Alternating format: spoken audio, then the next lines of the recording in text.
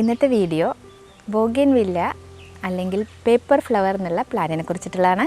ഈ വീഡിയോയിൽ നമ്മൾ ഇതിൻ്റെ care, propagation, sunlight requirement, watering എല്ലാം ഡിസ്കസ് ചെയ്യുന്നുണ്ട്.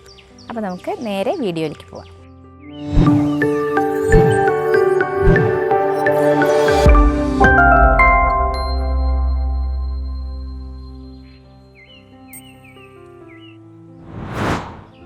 ഈ ബോഗൻവില്ല പ്ലാന്റ്സ് ഉണ്ടല്ലോ, അത് ഒരു വള്ളി പോലെ, ഒരു വൈൻ പോലെ വളർന്നു വരുന്ന ഒരു പ്ലാന്റാണ്. നേരെ മറിച്ച് നമുക്കതിനെ ബുഷിയാക്കി നിർത്താനും പറ്റും. ഇതിന് അത്യാവശ്യം മുള്ളുകളൊക്കെ ഉള്ളൊരു പ്ലാന്റാണ്. പിന്നെ നമ്മൾ ചട്ടിയിൽ വളർത്തുമ്പോൾ അതിനെ ട്രിം ചെയ്ത് ബുഷിയാക്കി നിർത്താം. നേരെ മറിച്ച് നിലത്ത് നിർത്തിയിട്ടുണ്ടെങ്കിൽ അത് വള്ളി പോലെ നീണ്ട ബ്രാഞ്ചസ് വരാം. അതിനെ നമുക്ക് ട്രെയിൻ ചെയ്ത് ഒരു ബുഷി ആയിട്ടുള്ള ചെറിയൊരു ട്രീ പോലെ ആക്കിയിട്ടും ട്രെയിൻ ചെയ്ത് നിർത്താൻ പറ്റും.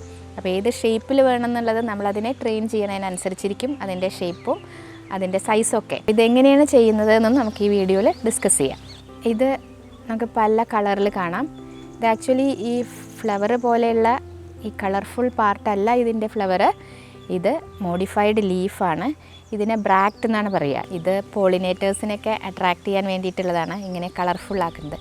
ഇതിൻ്റെ പൂവ് ഇതിൻ്റെ ഉള്ളിൽ കണ്ടോ, ചെറിയൊരു വൈറ്റ് കളേർഡ് ഫ്ലവർ കാണാം. അതാണ് ശരിക്കുള്ള പൂവ്. അത് വളരെ ചെറുതാണ്. അപ്പോൾ ഇതിന് ഇൻസെക്ട്സൊക്കെ ഇതിലേക്ക് വരാൻ, പോളിനേഷൻ നടത്താൻ വേണ്ടി വേഗം ദൂരന്നേ ഇത് കണ്ടിട്ട് വരാൻ വേണ്ടിയിട്ടാണ് ഇതിങ്ങനെ കളർഫുള്ളായിട്ട് മോഡിഫൈ ചെയ്തിട്ടുള്ളത്. ഇത് മോഡിഫൈഡ് ലീഫാണ്. അപ്പോൾ ഈ ഫ്ലവർ നമുക്ക് രണ്ട് വിധത്തിൽ കാണും. ഒന്നായിട്ട് നല്ല തിക്കായിട്ടുള്ളതും പിന്നെ അതേപോലെ 3 എണ്ണുള്ളതും ഇങ്ങനെ. അപ്പോൾ ആ തിക്കായിട്ടുള്ളതിൻ്റെ ഉള്ളിലത്തെ ആ ഫ്ലവർ അത്ര വിസിബിളല്ല. ഈ കളേർഡ് പാർട്ടാണ് നല്ല വിസിബിളായിട്ട് കാണുന്നത്. അപ്പോൾ നമുക്ക് ആ വെറൈറ്റീസൊക്കെ ഒന്ന് കാണാം. ഈ ബോഗൻവില്ല പ്ലാന്റ് നോക്കൂ, ഇതിൻ്റെ ഫ്ലവേഴ്സ് കണ്ടോ, നല്ല തിക്കാണ്, നല്ല ബേബി പിങ്ക് കളർ. ഇതിങ്ങനെ നല്ല ഒരു കൂട്ടം ആയിട്ട് നിൽക്കും. അതിൻ്റെ ആ വള്ളി പോലെ തൂങ്ങിയ ഭാഗത്ത് മുഴുവൻ പൂക്കൾ വരും. നല്ല ഭംഗിയായിട്ടുള്ള പൂക്കൾ നിൽക്കുന്ന ഒരു പ്ലാന്റാണിത്. അതേപോലെ ഇതിൻ്റെ തൊട്ടടുത്ത് നിൽക്കുന്ന ഈ പ്ലാന്റിനും വൈറ്റും പിങ്കും കൂടിയൊരു ഷെയ്ഡാണ്. അതും ഇതുപോലെ നല്ല തിക്കായിട്ടുള്ള ഫ്ലവറുള്ള പ്ലാന്റ് തന്നെയാണ്. ഈ ബോഗൻവില്ല ഫ്ലവേഴ്സ് പല കളേഴ്സിലുണ്ടല്ലോ. അപ്പോൾ നിങ്ങൾക്ക് ഏതാ ഇഷ്ടം എന്ന് ചോദിച്ചാൽ എല്ലാവർക്കും പറയാൻ ബുദ്ധിമുട്ടാവും. കാരണം ഇത് ഓരോന്നും അത്രയും ഭംഗിയാണ്. നമ്മൾ നഴ്സറിയിൽ പോകുമ്പോൾ നമ്മുടെ അടുത്ത് ഇല്ലാത്തൊരു കളർ കണ്ടാൽ നമുക്കത് എടുക്കാൻ തോന്നും. എന്ത് വിലയാണെങ്കിലും അത് എടുക്കാൻ തോന്നും. അതാണ് ഈ പ്ലാന്റിൻ്റെ പ്രത്യേകത. അപ്പം നമുക്കിതിൻ്റെയൊക്കെ കമ്പ് കിട്ടാനുള്ള ചാൻസ് ഉണ്ടെങ്കിൽ വാങ്ങണമെന്നില്ല. അത് ഈസി ആയിട്ട് പിടിപ്പിക്കാൻ പറ്റും. മഴക്കാലത്ത് എല്ലാവരും അത് പ്രൂൺ ചെയ്യും മഴക്കാലത്ത്. അപ്പോൾ ഏറ്റവും ഈസി ആയിട്ടുള്ളത് കമ്പ് നട്ട് പിടിപ്പിക്കാം. ഇത് നോക്കൂ, ഇവിടെ പിന്നിൽ നിൽക്കുന്നത് ഒരു ഹൈബ്രിഡ് വെറൈറ്റിയാണ്. അത് കമ്പ് വെച്ചാൽ പെട്ടെന്ന് പിടിച്ചു വരുന്നുണ്ട്. ഏത് വെറൈറ്റിയും അപ്പോൾ മഴക്കാലത്ത് നമുക്ക് ഈസി ആയിട്ട് പ്രൊപ്പഗേറ്റ് ചെയ്യാം. ഇത് നോക്കൂ, ഇതിൻ്റെ ഈ ബ്രാഞ്ചിൻ്റെ തലപ്പിൽ മാത്രം അങ്ങനെ ഒരു ബൊക്കെ പോലെയാണ് ഇതിൻ്റെ പൂക്കൾ വരുന്നത് കണ്ടോ. ഇത് നല്ല ഭംഗിയാണ്. ഇതിൻ്റെ കമ്പ് നട്ടത് ഉണ്ടായിട്ടുണ്ട്. കഴിഞ്ഞ കൊല്ലം ഞാൻ പ്രൂൺ ചെയ്തപ്പോൾ ഇതിൻ്റെ കമ്പ് നട്ടത് വേറൊരു ചട്ടിയിലുണ്ടായിട്ടുണ്ട്. അതിലും പൂവുണ്ടാവാൻ തുടങ്ങിയിട്ടുണ്ട്. ഇതിൻ്റെ പ്രത്യേകത ഇതിൻ്റെ ഈ പിങ്കും അതേപോലെ വൈറ്റും കൂടെ ഉള്ള കോമ്പിനേഷനാണ്, ഗ്രീനും കൂടെ. നല്ല ഭംഗിയാണിത് കാണാൻ. പക്ഷേ മറ്റേ ബോഗൻവില്ലയിലുള്ള പോലെ ഇങ്ങനെ നിറച്ച് പൂക്കൾ ഇതിൽ വരില്ല. ഇതിൻ്റെ ഈ തലപ്പിൽ മാത്രമാണ് പൂക്കൾ വരുന്നത്. ഇങ്ങനത്തെ കുറച്ച് ചട്ടികളുണ്ടെങ്കിൽ തന്നെ നമുക്ക് നമ്മുടെ ഗാർഡൻ നല്ല ഭംഗിയാക്കി വെക്കാൻ പറ്റും. പക്ഷേ ഒരു പ്രശ്നമുള്ളത് സീസണൽ ഫ്ലവറാണ്. സീസൺ കഴിഞ്ഞാൽ അതിന് പൂക്കൾ ഉണ്ടാവില്ല. നമ്മൾ തിക്ക് ഫ്ലവറുള്ള പ്ലാന്റ്സിനെ കണ്ടു. ഇനി നമുക്ക് സിംഗിൾ ഫ്ലവറുള്ള പ്ലാന്റ്സിനെ കാണാം. ഇത് നോക്കൂ, ലാവൻഡർ കളറ് നല്ല ഭംഗിയാണ്. ഇതിൻ്റെ ഉള്ളിലെ ആ ഫ്ലവർ നല്ല വിസിബിളായിട്ട് നമുക്ക് കാണും. അതിൻ്റെ മോഡിഫൈഡ് ലീഫ്, നല്ല കളേർഡ് പാർട്ടിൽ നിന്ന് ആ പൂവിനെ നമുക്ക് നല്ല പ്രൊജക്റ്റ് ചെയ്തിട്ട് കാണാം. ഇതിപ്പോൾ ഈ ചട്ടിയിൽ നോക്കൂ, 2 കളറുണ്ട്, വൈറ്റും ഈ വയലറ്റും. ഇത് 2 കമ്പ് ഞാൻ അതിൽ നട്ടതാണ്. ഇതിപ്പോൾ ഒരു ഗ്രാഫ്റ്റ് ചെയ്ത പ്ലാന്റിനെ പോലെ തോന്നുന്നില്ലേ, ഒരു ചെടിയിൽ 2 കളർ പൂവ്. പക്ഷേ ഇത് അങ്ങനെയല്ല, 2 കമ്പ് അതിൽ നട്ടുപിടിപ്പിച്ചതാണ്. 2ലും പൂക്കളുണ്ട്. സമ്മറിലാണ് ശരിക്ക് നമുക്ക് പൂക്കൾ കിട്ടുന്നത്. അപ്പോൾ ഗാർഡൻ ഭംഗിയാക്കണമെങ്കിൽ ഇതിൻ്റെ ഒരു കുറച്ച് കളേഴ്സ് ഉണ്ടെങ്കിൽ നല്ല കളർഫുള്ളാവും. എന്തൊക്കെ കളേഴ്സിലാണ് ഇത് അവൈലബിൾ. ഈ സമയത്ത് നമുക്ക് നഴ്സറികളിൽ പോയാൽ നിറച്ച് ബോഗൻവില്ല കാണാം. അത് പറയുന്ന റേറ്റ് കൊടുത്ത് ആളുകൾ വാങ്ങി പോവാനും റെഡിയാണ്. കാരണം അത്ര ഭംഗിയാണത്. പിന്നെ ഒരു ജൂൺ ആകുമ്പോഴാണ് ഇതിൻ്റെ പൂക്കളൊക്കെ കുറഞ്ഞ്, മഴ തുടങ്ങിയാൽ പൂക്കളൊക്കെ കുറയും. അപ്പോൾ പിന്നെ ചെടി ഭംഗിയില്ല, നമ്മളത് മാറ്റി ദൂരേക്ക് വെച്ച് കഴിഞ്ഞാൽ പ്രശ്നമില്ല. അല്ലെങ്കിൽ അതിനെ ഷേപ്പ് ചെയ്ത് ഇങ്ങനെ ഇലകൾ മാത്രമായി നിർത്തിയാലും ഭംഗിയാണ്. വേറൊരു പ്ലാന്റ് ഉണ്ട് ഈ ബോഗൻവില്ലയിൽ, ലീഫിൽ വേരിഗേഷനുള്ള ടൈപ്പ്. അതാണെങ്കിൽ നമുക്ക് പൂവില്ലാത്ത സമയത്തും ഇലകളും ഭംഗിയായിരിക്കും, പച്ചയും വെള്ളയും കൂടെ ഇലകളും നല്ല ഭംഗിയായിട്ട് കാണാം. ഈ പ്ലാന്റിൻ്റെ പ്രൊപ്പഗേഷൻ വളരെ ഈസിയാണ്. അത് എല്ലാ സമയത്തും ഇത് പ്രൊപ്പഗേറ്റ് ചെയ്യൽ അത്ര ഈസിയല്ല. മഴക്കാലങ്ങളിൽ നല്ല ഈസിയാണ്. നമ്മുടെ മൺസൂൺ സമയത്ത് ഏത് കമ്പ് നമ്മൾ മുറിച്ച് നട്ടാലും അതിന് വേര് വരും. വെറുതെ മണ്ണിൽ താഴ്ത്തി വെക്കുക വേണ്ടുള്ളൂ. അപ്പോൾ നമ്മൾ അത് മുറിച്ചെടുക്കുന്ന കമ്പുകൾ ഒരുപാട് മൂത്ത കമ്പല്ലാണ്ട് ഒരു മീഡിയം സൈസിലുള്ള കമ്പെടുത്ത് മണ്ണിൽ നട്ടിട്ടുണ്ടെങ്കിൽ എന്തായാലും അതിന് വേര് പിടിക്കും. ഒരു കമ്പ് പോലും വേര് പിടിക്കാതെ പോവില്ല. നേരെ മറിച്ച് നമ്മളത് വെറുതെ അവിടെ മഴ തട്ടുന്ന ഭാഗത്ത് ഇട്ടിട്ടുണ്ടെങ്കിൽ പോലും അതിന് വേര് വന്നിട്ടാണ് കണ്ടിട്ടുള്ളത്. ഹൈബ്രിഡ് വെറൈറ്റീസും നമുക്ക് വേര് പിടിപ്പിക്കാൻ പറ്റും. അതും വേര് പിടിച്ച് കണ്ടിട്ടുണ്ട് ഞാൻ. എൻ്റെ അടുത്ത് ഹൈബ്രിഡിൻ്റെയും വേര് വന്ന് അത് വേറൊരു ചട്ടിയിൽ നല്ല ചെടിയായിട്ട് നിൽക്കുന്നുണ്ട്. അപ്പോൾ മഴക്കാലമാണ് ഇതിന് പ്രൊപ്പഗേഷന് പറ്റിയ സമയം. ഈ സമയത്ത് നമ്മളത് നട്ടിട്ടുണ്ടെങ്കിൽ അത് വേര് പിടിപ്പിക്കാൻ ബുദ്ധിമുട്ടാണ്. എല്ലാം വേര് പിടിച്ച് വരുന്നില്ല, ഉണങ്ങിപ്പോകേണ്ടതാണ് കണ്ടിട്ടുള്ളത്. ഇനി നമുക്കിതിൻ്റെ കെയർ എന്തൊക്കെയെന്ന് നോക്കാം. അപ്പോൾ ഇത് ഒരു ഡിസംബർ മുതൽ നമുക്ക് മെയ് വരെ പൂക്കൾ കിട്ടുമെന്ന് പറഞ്ഞല്ലോ. അപ്പോൾ നമുക്കിതിന് പ്രിപ്പറേഷൻ തുടങ്ങേണ്ടത് ഒരു ഒക്ടോബർ നവംബർ മുതൽ ഇതിന് സ്റ്റാർട്ട് ചെയ്യാം. അപ്പോൾ നമ്മൾ മെയ് ലാസ്റ്റ് പൂക്കളൊക്കെ കഴിഞ്ഞാൽ ഇതൊന്ന് പ്രൂൺ ചെയ്യും, ഹാർഡ് പ്രൂൺ ചെയ്യും. കാരണം ചട്ടിയിൽ വളരുന്നതാവുമ്പോൾ അല്ലെങ്കിൽ ഒരുപാട് വലുതാവാൻ വിടാണ്ട് ബുഷിയാക്കി നിർത്താൻ വേണ്ടി ആ സമയത്തൊന്ന് പ്രൂൺ ചെയ്യും, കുറ്റിയാക്കി വെട്ടി നിർത്തും. എന്നിട്ട് ഒന്ന് ചാണകപ്പൊടി എന്തെങ്കിലും ഇട്ട് കൊടുക്കുക ആ വെട്ടിയ സമയത്ത്, പ്രൂൺ ചെയ്ത സമയത്ത്.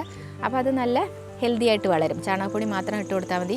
കാരണം നൈട്രജൻ റിച്ച് ആയിട്ടുള്ള സംഭവങ്ങളേ വേണ്ടൂ. നമ്മൾ മഴക്കാലത്ത് ഒരുപാട് ഫെർട്ടിലൈസ് ചെയ്തിട്ട് കാര്യമില്ല, അതൊക്കെ മഴവെള്ളത്തിൽ ഒഴുകിപ്പോവും. അപ്പോൾ ഈ ചാണകപ്പൊടി ആകുമ്പോൾ അത് കുറച്ച് പതുക്കെ ആണ് അതിന് ന്യൂട്രിയൻസ് റിലീസാവുള്ളൂ. അപ്പോൾ പ്ലാന്റിന് വളരാനുള്ള ആ പ്രൂൺ ചെയ്തതിന് വളരാനുള്ള കുറച്ച് ന്യൂട്രിയൻസ് കിട്ടുകയും ചെയ്യും.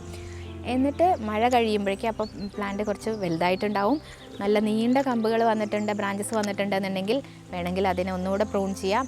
ഒരു ഒക്ടോബർ സമയത്ത് ഒരു സോഫ്റ്റ് പ്രൂൺ വേണം അപ്പോൾ ചെയ്യാൻ. അപ്പോൾ വീണ്ടും അടിയിൽ വെച്ച് വെട്ടരുത്, ഒന്നും കൂടെ ഷേപ്പൊക്കെ കറക്റ്റാക്കുക. ഇത് ഇപ്രാവശ്യം മഴ കൂടുതലായതുകൊണ്ട് ഞാൻ സോഫ്റ്റ് പ്രൂൺ ചെയ്തില്ല. അതുകൊണ്ടാണ് ഇതിൻ്റെ ബ്രാഞ്ചസൊക്കെ ഇങ്ങനെ തൂങ്ങി നിൽക്കുന്നത്. അതും കുഴപ്പമൊന്നുമില്ല, ചെടി കുറച്ച് വലുപ്പമാവുന്നേ ഉള്ളൂ. എല്ലാ സൈഡിലും പൂ വരും. ആദ്യം വരുന്ന പൂക്കൾ ഈ ടിപ്പിലേ വരുള്ളൂ. പക്ഷെ ഒന്ന് വെയിറ്റ് ചെയ്താൽ ബ്രാഞ്ച് മുഴുവൻ നമുക്ക് പൂക്കൾ കിട്ടും. അതും അങ്ങനെ ഭംഗിയായിട്ട് ചെടി ഭംഗിയായിട്ട് നിൽക്കും. പക്ഷേ ഷേപ്പ് ഒന്നും കൂടെ ഭംഗിയാവണമെന്നുണ്ടെങ്കിൽ നമ്മളൊന്നും കൂടെ സോഫ്റ്റ് പ്രൂൺ ചെയ്യണം. സോഫ്റ്റ് പ്രൂണിങ് കഴിഞ്ഞിട്ട് നമുക്ക് അതിന് വീണ്ടും ഫെർട്ടിലൈസ് ചെയ്ത് കൊടുക്കണം. അത് NPK കൊടുക്കാം, പൊട്ടാഷൊക്കെ കൊടുക്കാം. അത് വളരെ കുറച്ചേ കൊടുക്കണ്ടൂ. ചട്ടിയിലാണല്ലോ നമ്മൾ വെച്ചിട്ടുള്ളത്, വളരെ കുറച്ച്. ഇതിപ്പോൾ ഒരു 14-15 ഇഞ്ച് പോട്ടാണ്, ഏറ്റവും വലിയ പോട്ടിലാണ് ഇപ്പോൾ ഇതിനെ വെച്ചിട്ടുള്ളത്. അപ്പോൾ ഇങ്ങനത്തെ വലിയ പോട്ടാണ് ഇതിന് വേണ്ടത്. അപ്പോൾ അങ്ങനത്തെ വലിയ പോട്ടിലുള്ള ഒരു വലിയ ചെടിക്ക് വേണ്ടത് ഒരു 1/2 സ്പൂണൊക്കെ വേണ്ടുള്ളൂ, അല്ലാണ്ട് കുറേ ഇടരുത്. അത് കെമിക്കലാവുകൊണ്ട് മണ്ണിൻ്റെ ക്വാളിറ്റി പോവും. ഇതിൻ്റെ കൂടെ നമുക്ക് ചാണകപ്പൊടിയോ കമ്പോസ്റ്റൊക്കെ ആഡ് ചെയ്ത് കൊടുക്കാം. അപ്പോൾ ഇതിങ്ങനെ നമ്മൾ പൂക്കൾ വരാൻ വേണ്ടിയിട്ട് നമുക്ക് 15 ദിവസത്തിലൊരിക്കലും ഇങ്ങനെ വളരെ കുറച്ചായിട്ട് ലൈറ്റായിട്ട് ഫെർട്ടിലൈസ് ചെയ്തുകൊണ്ടിരിക്കുക. അപ്പോൾ പിന്നെ ഡിസംബറൊക്കെ ആകുമ്പോഴേക്ക് പൂക്കൾ വരാൻ തുടങ്ങും. പൂക്കൾ വന്നു കഴിഞ്ഞാൽ പിന്നെ നമുക്ക് മാസത്തിലൊരിക്കൽ മതി. പിന്നെ ഇതൊരു 3 ബാച്ചോളം പൂക്കൾ വരും. ഒരു പ്രാവശ്യം പൂ വിരിഞ്ഞു കഴിഞ്ഞാൽ അത് 3 ആഴ്ച മുതൽ 5 ആഴ്ച വരെ നിൽക്കുമെന്ന് പറഞ്ഞല്ലോ. പിന്നെ അത് കൊഴിഞ്ഞു പോകാൻ തുടങ്ങും. അതിങ്ങനെ കൊഴിഞ്ഞ് പൂക്കളില്ലാതെ കുറച്ച് ദിവസം ഉണ്ടാവും. വീണ്ടും അടുത്ത ബാച്ച് വരും. അങ്ങനെ നമുക്ക് മെയ് ലാസ്റ്റ് വരെ, ജൂൺ വരെയും അടുത്ത മഴ തുടങ്ങുന്ന വരെയും പൂക്കളുണ്ടാവും. അപ്പോൾ ആ സമയത്തൊക്കെ നമുക്ക് ഓരോരോ മാസത്തിൽ ഓരോരോ പ്രാവശ്യം ഫെർട്ടിലൈസ് ചെയ്ത് കൊടുക്കണം. മണ്ണിളക്കി കൊടുക്കുക, ചട്ടിയിലെ മണ്ണിളക്കി കൊടുക്കുക, ഫെർട്ടിലൈസ് ചെയ്ത് കൊടുക്കുക. പിന്നെ ശ്രദ്ധിക്കേണ്ട കാര്യം ഇതിൻ്റെ സൺലൈറ്റ് റിക്വയർമെൻറ്റാണ്. നല്ല ഡ്രൈ ആയിട്ടുള്ള ക്ലൈമറ്റ്, നല്ല ഹോട്ട് ആൻഡ് ഡ്രൈ ആയിട്ടുള്ള ക്ലൈമറ്റ് ഇഷ്ടപ്പെടുന്ന ചെടികളാണ് ഈ ബൊഗൈൻവില്ല പ്ലാന്റ്സ്. അപ്പോൾ എന്തായാലും മിനിമം 5 മണിക്കൂർ സൺലൈറ്റ് കിട്ടുന്ന സ്പോട്ടിൽ വേണം വെക്കാൻ. അങ്ങനെയാണെങ്കിലേ നിറച്ച് പൂക്കളെ നമുക്ക് കിട്ടുള്ളൂ, അല്ലെങ്കിൽ പൂക്കൾ കുറവാകും. ലീഫാണ് അധികം വളർന്നു വരിക. വെയിലില്ലാത്ത സ്ഥലത്താണ് നമ്മൾ വെച്ചിട്ടുണ്ടെന്നുണ്ടെങ്കിൽ, നല്ല വെയിലുണ്ടെങ്കിൽ പൂക്കൾ കിട്ടും. അപ്പോൾ ഇതിന് പിന്നെ ശ്രദ്ധിക്കേണ്ടത്, നമ്മൾ ചട്ടിയിൽ വളർത്തുമ്പോൾ നിലത്ത് വളർത്തുന്നതിനേക്കാൾ കൂടുതൽ ഫ്രീക്വൻ്റ് ആയിട്ട് നനയ്ക്കണം. നിലത്ത് വളരുന്ന ചെടികളാണെങ്കിൽ, നിലത്ത് നട്ട ബൊഗൈൻവില്ല ആണെങ്കിൽ നമുക്ക് അങ്ങനെ ഫ്രീക്വൻ്റ് ആയിട്ട് നനയ്ക്കേണ്ട. ഈ ചട്ടിയിലാകുമ്പോൾ ഫ്രീക്വൻ്റ് ആയിട്ട് നനച്ചില്ലെങ്കിൽ ചിലപ്പോൾ പൂക്കൾ വേഗം കൊഴിഞ്ഞു പോകും. കാരണം ഇവിടെയൊക്കെ ഈ പാലക്കാട് ഡിസ്ട്രിക്റ്റിലൊക്കെ നല്ല കാറ്റാണ്. ഈ ഡിസംബർ മുതൽ നല്ല ഒരു തരം കാറ്റുണ്ടാവും. അപ്പോൾ നമ്മൾ എന്നും ചെടി നനച്ചിട്ടുണ്ടെങ്കിലും വൈകുന്നേരം ആകുമ്പോഴേക്ക് അതിനൊരു ചെറിയ വാട്ടം തോന്നും. അപ്പോൾ ആ ഒരു സ്ട്രെസ്സ് കൊടുക്കാണ്ടിരിക്കാൻ വേണ്ടിയിട്ട് ഞാനതിനെ രാവിലെ നേരം പൂക്കൾ വിരിയാൻ തുടങ്ങിയ രാവിലെ നേരം എന്നും നനച്ചു കൊടുക്കാറുണ്ട്. ഒരുപാട് നനയ്ക്കില്ല, ഓരോ കപ്പ് വെള്ളമൊക്കെ എന്നും കൊടുക്കും. പിന്നെ കുറച്ച് ദിവസം ഒരാഴ്ചയിലൊരിക്കൽ നന്നായിട്ട് നനയ്ക്കും. അപ്പോൾ നമ്മൾ ആ മോയ്സ്ചർ ഇങ്ങനെ കുറച്ച് നിർത്തുകൊണ്ടാണ് പൂക്കൾ കൊഴിയാതെ ഭംഗിയായിട്ട് നിൽക്കുന്നത്. അപ്പോൾ പിന്നെ ഈ പൂക്കൾ കണ്ടോ, അത് കുറേ ആയിട്ട് ഇപ്പോൾ വിരിഞ്ഞിട്ട് ഇതിനെ വിരിഞ്ഞു വരുമ്പോൾ നല്ല ഡാർക്ക് കളറാവും. പിന്നെ അതിങ്ങനെ അതിൻ്റെ ഷെയ്ഡ് കുറഞ്ഞ് വന്ന് അത് കൊഴിഞ്ഞു പോവുകയാണ് പതിവ്. എന്തായാലും 3 ആഴ്ച മുതൽ 5 ആഴ്ച വരെ നിൽക്കും. നമ്മൾ ചെടി നനയ്ക്കാണ്ട് 2 ദിവസമോ 3 ദിവസമൊക്കെ കൂടുമ്പോഴേനെ ചട്ടിയിലെ ചെടി നനയ്ക്കുന്നുള്ളൂ എന്നുണ്ടെങ്കിൽ പൂക്കൾ വേഗം കൊഴിഞ്ഞു പോവും. അപ്പോൾ വല്ലാണ്ട് ചെടിയെ സ്ട്രെസ് ചെയ്യാണ്ടിരിക്കുക, നനച്ചു കൊടുക്കുക, നല്ല വെയിലത്ത് അതിനെ വെക്കുകയും ചെയ്യുക. അപ്പം നമ്മുടെ ഗാർഡൻ ഭംഗിയാക്കാനുള്ള പ്ലാന്റുകളിൽ ഈ സീസണൽ പ്ലാന്റ്സിൽ ഏറ്റവും ഭംഗിയുള്ളൊരു പ്ലാന്റാണ് ഈ ബോഗൻവില്ല. ഇത് വളർത്താൻ വളരെ ഈസിയാണ്. പ്രത്യേകിച്ച് യാതൊരു കെയറും വേണ്ടാന്ന് തന്നെ പറയാം. വലിയ കീടബാധ അങ്ങനത്തെ ഒന്നും കണ്ടിട്ടില്ല. പിന്നെ വേണ്ടത് ഫ്ലവറിങ് സീസണിലൊന്ന് ഫെർട്ടിലൈസ് ചെയ്ത് കൊടുക്കുകയാണ്. അല്ല നിങ്ങൾക്ക് ഇതിനെ ഇങ്ങനെ കെയർ ചെയ്യാൻ, അതാണ് അതിന് കെയർ ആകെ വേണ്ടത്. പിന്നെ സൺലൈറ്റ് കിട്ടുന്ന ഒരു പ്ലേസിൽ വെക്കുകയും ചെയ്യുക. ഇതിനൊക്കെ ബുദ്ധിമുട്ടാണ്, നിങ്ങൾക്ക് ഇഷ്ടംപോലെ സ്ഥലം ഉണ്ടെന്നുണ്ടെങ്കിൽ അതിനും ഒരു സൊല്യൂഷൻ ഉണ്ട്. അതായത് നമുക്കതിനെ നിലത്ത് നട്ടിട്ടുണ്ടെങ്കിൽ ആ നനയ്ക്കലും വേണ്ട, അത് നല്ല ഭംഗിയായിട്ട് വളർന്നോളും. നല്ല വലിയ ചെടിയായിട്ട് നിറച്ച് പൂക്കളായിട്ട് നിൽക്കും. അതിന് വേറൊരു ഭംഗിയാണ്. ചട്ടിയിലിങ്ങനെ ഷേപ്പാക്കി നിർത്തുന്നത് വേറെ ഭംഗി. രണ്ടാണെങ്കിലും നിലത്ത് നിർത്തുന്ന ചെടിയാണെങ്കിൽ കൂടുതൽ പൂക്കളുണ്ടാവും. കാരണം അതിൻ്റെ സൈസ് ഒന്നുകൂടെ വലുതാവും. അതിന് വെള്ളമൊഴിക്കലും അത്ര ഫ്രീക്വൻ്റ് ആയിട്ട് വേണ്ട. പിന്നെ നിങ്ങൾക്ക് ബോഗൻവില്ലയെക്കുറിച്ച് വേറെ എന്തെങ്കിലും അറിയണമെന്നുണ്ടെങ്കിൽ കമൻറ്റ് ചെയ്യൂ. അപ്പോൾ ഇന്നത്തെ വീഡിയോയിൽ ഇത്രയേ ഉള്ളൂ. മറ്റൊരു വീഡിയോയുമായി വീണ്ടും കാണാം. Thanks for watching.